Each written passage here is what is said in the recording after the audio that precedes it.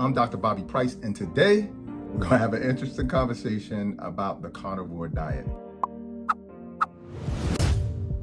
The number one thing I want to start with is that, interestingly enough, what most people don't understand is that whenever you do an elimination diet, and that's exactly what a carnivore diet is, you eliminate a ton of other foods, okay? And typically it's eliminating macros. In this case, you eliminated everything with the exception of animal-based products, okay?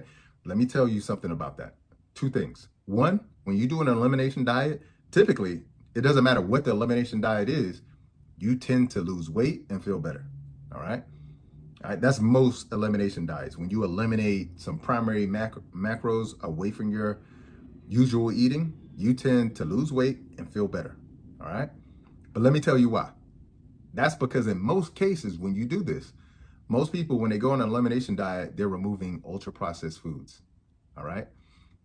If you remove ultra-processed foods from your diet alone, don't change anything else, that's gonna greatly impact your overall health just by eliminating ultra-processed foods, all right?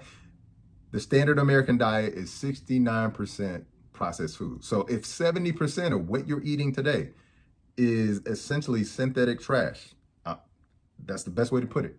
Something that's in a box, bag, can, or jar that's loaded with dyes, thickening agents, preservatives, et cetera, things that preserve the food to make it last longer on the shelf, but don't preserve you when you consume it. If you're eating ultra-processed foods and you remove that, you're going to lose weight and feel healthier because that primarily is what people are eating, 70%. Okay, I think that's hugely important, all right? Also, if you eliminate gluten, okay? If you get rid of breads and pastas, you're going to feel better. Because most people, even though they may not have an allergy to gluten, they're either sensitive to gluten or they're intolerant to gluten and they don't know it. So they're having gut issues. So two things, you eliminated ultra-processed foods, which is 70% of the diet. And then a lot of that ultra-processed food is also breads and pastas and cookie cakes and pies, all right? And then if you eliminate sugar, which the average American consumes 152 pounds of sugar every year, if you do that for 30 days, that alone, you're just going to lose weight and feel better, okay? So I think that's really important because a lot of times people are attributing the benefits of a certain diet. Doesn't matter if it was Atkins' diet, because Atkins told us to get rid of, gluten, essentially, all the carbs, okay? Which I agree with, okay? So when carnivores or paleo people say this, or keto people say, we need to get rid of all of these unhealthy carbs, I agree 100%, okay? But it's just really important to understand, sometimes people are attributing the benefit to the diet instead of what you eliminated, which was causing the issues in the first place, the weight gain, the feeling unhealthy, the brain fog, the list goes on and on and on, okay? The issue, in my opinion, or my concern with the carnivore diet is that you're eating a diet that is primarily meat-based, animal-based, okay? So let's say, that, for all intents and purposes, you're eating an animal's diet, like that's carnivore, okay? But your digestive system isn't built for that. Okay, your physiological system isn't built for that. Your requirements aren't built for that, okay?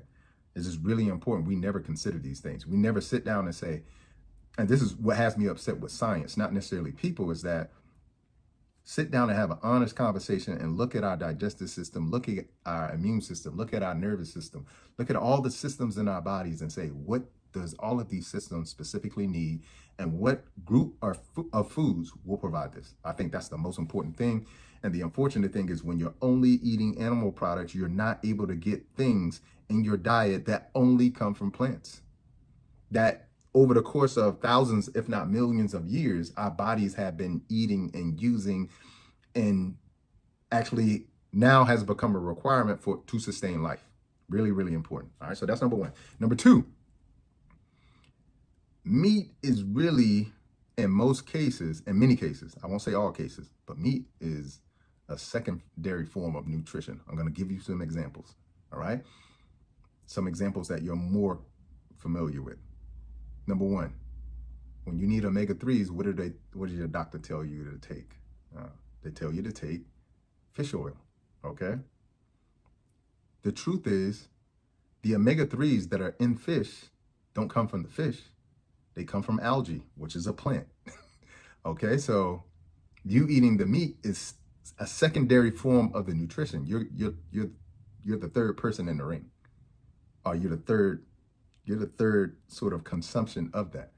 Whereas you could just get it directly from the algae, but also purslane is loaded with omega-3s as well too. Do we need omega-3s? Absolutely. Are most people in the world deficient in omega-3s? Yes. But again, it's really important for people. A lot of times people are touting you have to eat meat because of you have to get this vital nutrients, omega-3s in this case, when the actual omega-3s actually comes from a plant. Another example, vitamin B12. So for people who are vegan, and I don't necessarily label myself as vegan, I label myself as whole food, plant-based, even though I have vegan morals, I guess. But I just don't use the title because I'm gonna tell you why I don't use the title, because most people who are vegan still eat Doritos and Oreos and a whole bunch of food that isn't plants, but it's not meat. And in my opinion, that's why there are vegans who are very unhealthy, who don't lose weight and who don't feel better when they go vegan, is because you're eating a whole bunch of vegan junk food. You're not actually eating plants, okay? But another example of this meat being a secondary form of nutrition, a lot of times people will say, okay, the issue with vegans is that they're going to be vitamin B12 deficient. Well, vitamin B12 doesn't come from meat. It actually comes from a bacteria. And that bacteria is often found in the soil. All right, so again, it's just really important. A lot of the things that we're being taught and is being spouted is saying that you have to have this because you got to get this, but you can get that from the primary source, which in many cases is either soil or a plant, okay? I think that's really, really important, all right? And the reason why I say that is because when you consume meat, you have to cook it. And when you cook it, in most cases, what people don't understand, you create what are called heterocyclic amines and all these other things that I'll talk about later that are unfortunate consequences of eating meat, and you get these versus eating the original source of something. So I think that's really important. Number 3, a big concern for me is that, again, I just don't like the fact that you got doctors and nutritionists and influencers who are arguing, use this diet, use this diet. You got people who are vegan who are saying, I'm not vegan no more, and it almost killed me. Again, I don't subscribe to that label.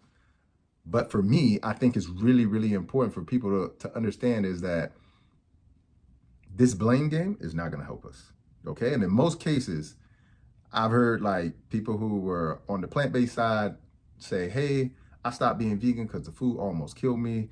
These plants have these things in them, and these things are dangerous to humans, okay? But my only issue with that is this.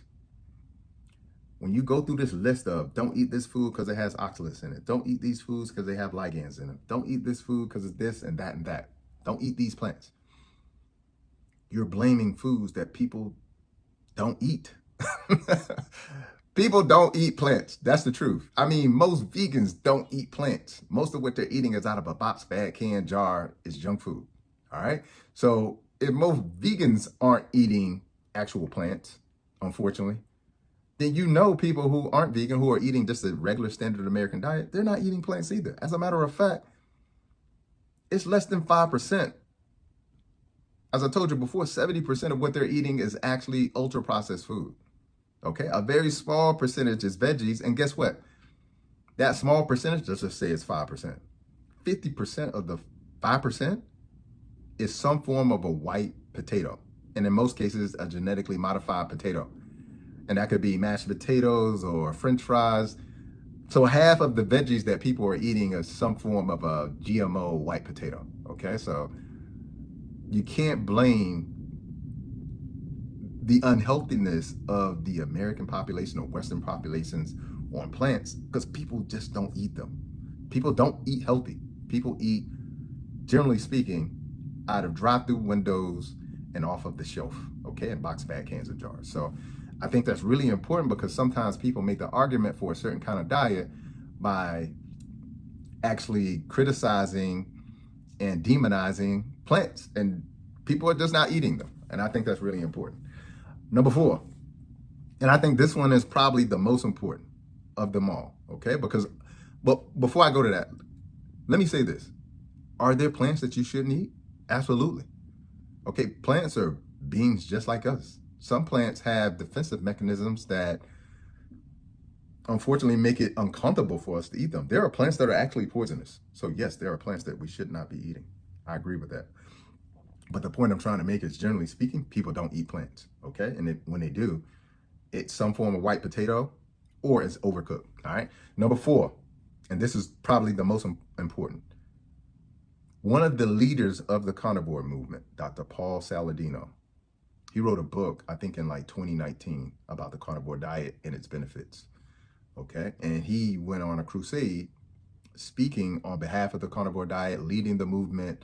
Most people who have been on the carnivore diet are familiar with who Dr. Paul Saladino is. However, in a recent interview, I do believe this year in 2025, or at the end of 2024, he's in the interview explaining why he had to stop the carnivore diet. He was on the diet for 1.5 to 2 years. And again, in the beginning, he had huge benefits, as I mentioned in number 1. And most people will, because they stop eating the trash. As soon as you stop eating the trash, you're going to get better. And so, in my opinion, this is what he's explaining in his book in 2019 as related to the carnivore diet. However, 1.5 years later, 2 years later, in an interview, he's explaining all of the negative side effects that he experienced as a result of the carnivore diet. Not somebody who was vegan and who was just saying, hey, this is horrible, or plant-based.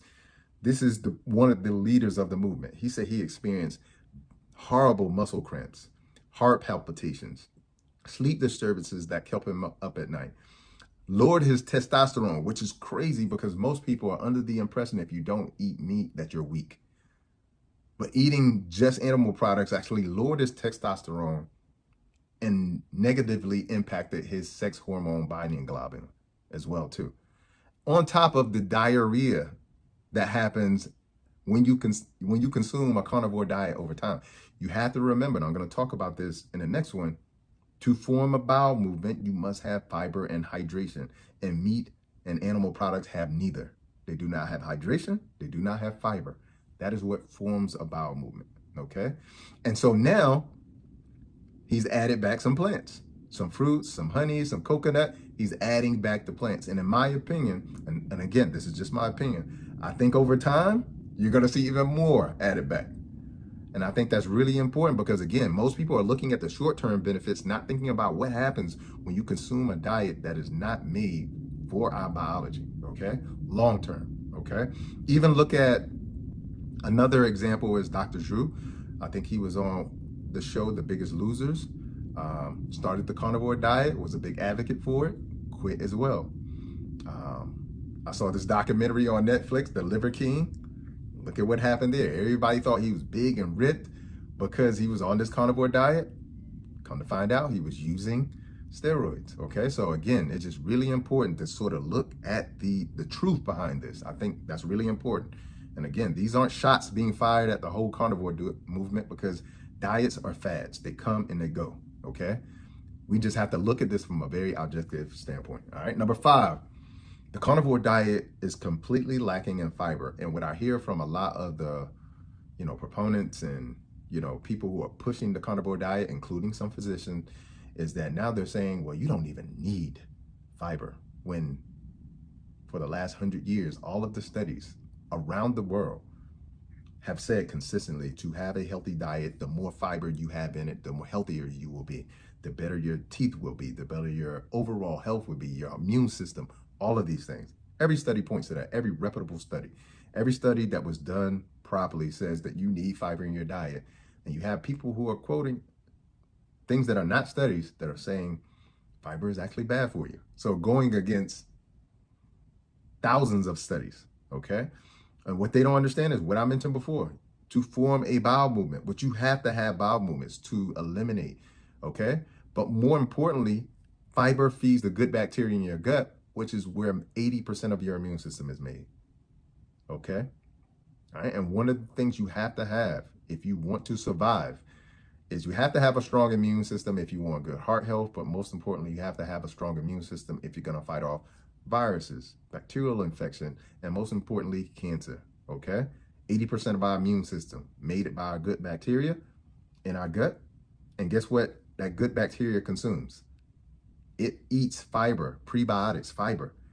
And when it doesn't get it, that good bacteria dies, okay, along with your immune system. So hugely important. And that bacteria is also sweeping out and cleaning the gut as well too. It improves digestion. All right, it decreases the risk for colorectal cancer the more fiber that you eat. Okay, so it's just really important to understand.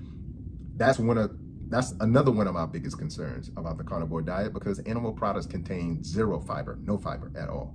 All right. Number 6, kidney function. Because the more meat you eat, it increases what is called GFR, which is your glomerular filtration rate. That's the rate at which your kidneys filter waste out of your body. I'm going to repeat that again. That's the rate at which your kidneys filter waste like ammonia out of your body, okay? Like uric acid out of your body, okay? And we know that whenever anybody has any sort of kidney issues, stage 1, stage 2, stage 3, we restrict their protein when they come into the hospital. That's the first thing we do.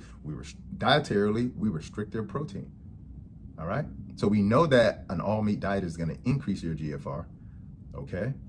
Which is going to put a lot of workload on your kidneys. This is going to lead to hypertension. This is going to lead to hypofiltration, which means that it's not going to be cleansing your blood the way it needs to cleanse your blood. This is going to lead to proteinuria, which means you're going to have protein in the urine as well too. And it also leads to kidney stones as well, and gout. All right. Again, when somebody gets gout, we tell them to stop eating certain meats. We remove a lot of meat from their diet, because guess what?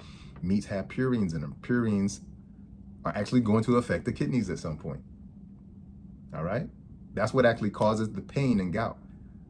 All right. Especially from red meat. All right. So that's really important. Number 7, you have to be cautious of this whole movement of healthy meat. And the reason why I say that is because, one, a lot of people will say, just make sure you get it pasture raised. A lot of people don't know what that means. I have a farm, and my farm is all plants, but I live in an area where there's other farms and this livestock. And I'll tell you this, when something is considered pasteurized, it does not mean that that animal grew up on a pasture and was out there eating grass. Okay, I'll give you an example with chickens. For chickens to be considered pasture raised, they are literally in that same livestock house, thousands upon thousands of chickens stepping over each other, getting so big because they're full of hormones and antibiotics, and they can't walk, okay? They can be stacked on top of each other, but if you create a little opening where these chickens can, if they do, go outside only to come back in, okay? They may go outside into an area where there's no grass, okay, and then come back in. But if they do that, okay, why they would do that, I don't know, because if you're a chicken and you've never seen outside, you don't even know there's a reason to go outside. But that's all it requires for it to be pasture raised, okay? Same thing with cows. A cow may grow up completely in a stall, being fed soy and all kind of other horrible things, full of antibiotics, full of hormones, RBH, all right?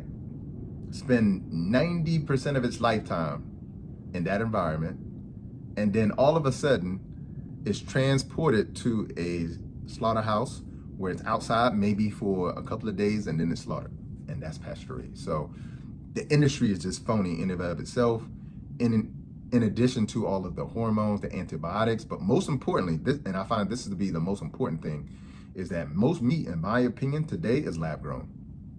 All right, we thought that the vegan movement with the Impossible and Beyond Meat was the only fake meat. Nope. Just do a quick research for yourself on the internet. Lab meat being approved by the FDA. Okay, lab meat has, if lab meat has already been approved by the FDA, in my opinion, most people who have been eating meat have probably been eating lab grown meat for the last 5 to 10 years, and you didn't know it. Okay, so I just think that's really, really important as well too. These are factors that people aren't really looking into. And then people don't think about the long-term effects. What happens when your insulin is actually low for an extended period of time? All right, people are always wanting to lower their insulin for the fact that insulin is actually a fat storage hormone and actually is taking glucose into the cell, and they want to keep that low, which is good. But when your insulin levels are drop bottom because you're only eating animal products, and you never actually create any insulin or put any glucose in your body, and our primary way of creating energy is through the glucose metabolism system, then there are side effects to that. And a lot of people experience those side effects, in my opinion, like Dr. Paul Saladino. Electrolyte imbalances, because you're not getting those minerals and vitamins and things of that nature that you need that only come from plants. ApoB is greatly increased, which is a protein on LDL, which is also a marker of cardiovascular disease that increases. Diarrhea, you're going to have deficiencies in vitamin C, no vitamin C in meat. We also see what happens when people don't consume vitamin C for an extended period of time. They get scurvy, okay? Like the people who were traveling by way of the ocean, they all got scurvy because they didn't have citrus fruits or ate things that have vitamin C in them, okay? And then a buildup of ammonia as well too, when you're consuming that amount of protein, which is really, really important, all right? Number 9, and I'm just mentioning this in passing, no science behind it, but I just think it's a common sense thing. You've never heard throughout history somebody say, eat meat to heal this, okay? But you've heard thousands of eat this plant or this herb to heal this, okay? There are medicinal things in herbs and plants. So the idea of just cutting off something that is healing and historically has been proven to be healing, and then even today, up until the early 2000s, probably 50% of pharmaceuticals produced or created were based on a plant-based derivative of something that heals something, a plant that heals something.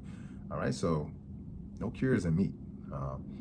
Even though, again, like you may feel better, you may lose weight, you may feel stronger when you initially do a carnivore diet, but again, that's because you eliminated the processed foods and all of the other things that you shouldn't have been eating in the first place. And then finally, number 10, far more deficiencies with meat than there is with eating just plants, okay? It's always highlighted that people who eat plant-based commonly have deficiencies of vitamin B12 or deficiencies in iron. And as I mentioned before earlier, vitamin B12 actually comes from a bacteria, okay? You can get it from water lentils. I just think most nutritionists and most doctors don't know where you can actually increase vitamin B12 in plant-based foods, so they say that there's none in it, okay? But being a plant-based nutrition, I just understand what to eat. The other thing is, in most cases, when you have a vitamin B12 deficiency, there are people who have not consumed vitamin B12 in 10 years and they still don't get a deficiency. Most people get a deficiency because they have low stomach acid. All right, when you consume vitamin B12 in a food, you have to have enough stomach acid for it to cleave off a R protein so that that vitamin B12 can be released so you can absorb it. Most people have very low stomach acid because of the horrible diet that they eat. Okay, so it's not always, the fact that they're eating plants only and not eating meat that they have a vitamin B12 deficiency. And I know that to be true because I've filled hundreds of thousands of prescriptions. And what I can tell you is that every time I saw a prescription for vitamin B12 injection or whatever it may be, most of those people were not plant-based. Okay, so it's not just something specific to people who are plant-based. Okay, same thing with iron. There's 2 different types of iron. There's heme iron, and then there's non-heme iron. Non-heme iron is often associated with plants, and heme iron is associated with meat, okay?